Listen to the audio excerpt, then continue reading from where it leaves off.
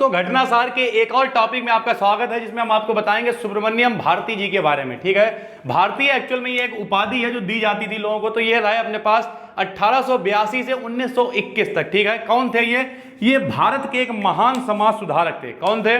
सुब्रमण्यम भारती जी भारत के एक महान समाज सुधारक थे, स्वतंत्रता सेनानी थे और साथ साथ में कवि भी थे। कवि का बड़ा इंपॉर्टेंट रोल है क्योंकि इन्होंने बड़ी सारी कविताएं लिखी जो देशभक्तों को प्रेरित कर सके। तो कुल मिला के बहुत सारी कविताएं इन्होंने लिखी। ठीक, कहाँ इनका जन्म हुआ था? 11 दिसंबर 1882 को तमिलनाडु के तिरुनेलवेली जिले में। तमिलनाडु के तिरुनेलवेली जिले में इन्होंने क्या किया? कविता के माध्यम से देशभक्तों को जोश दिलाया।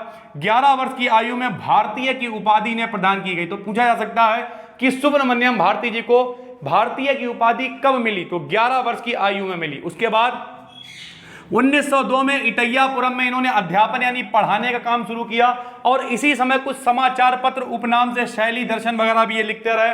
साथ साथ 1902 में इन्होंने स्वयं मिशन का सहायक संपादन किया और चक्रवर्तिनी का भी संपादन इन्होंने किया। ठीक है, फिर इन्होंने तिलक, गोपाल कृष्ण गोखले जी जो गांधी जी के गुरु थे, इन सब पे कविताएं लिखी।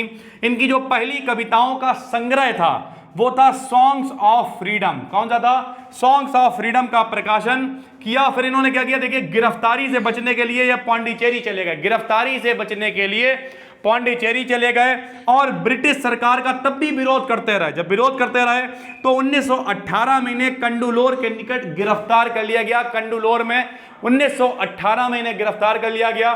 फिर जब इनकी महात्मा गांधी से मुलाकात हुई तो महात्मा गांधी से मुलाकात होने के बाद इन्होंने महात्मा गांधी नाम से भी एक कविता को लिखा। तो ये थे सुब्रमण्यम भारती, जो एक महान समाज सुधारक, स्वतंत्रता सेनानी और कवि भी थे, जिन्होंने अपनी कविताओं से देश के लोगों को बहुत जोश दिलाया कि हमारा देश भी आगे बढ़ सकता है। ठीक है, फिर मिलते हैं हम आपसे घटनासार के एक और टॉपिक में किसी नई शख्सियत के साथ। तब तक के लिए जय हिंद, जय भारत।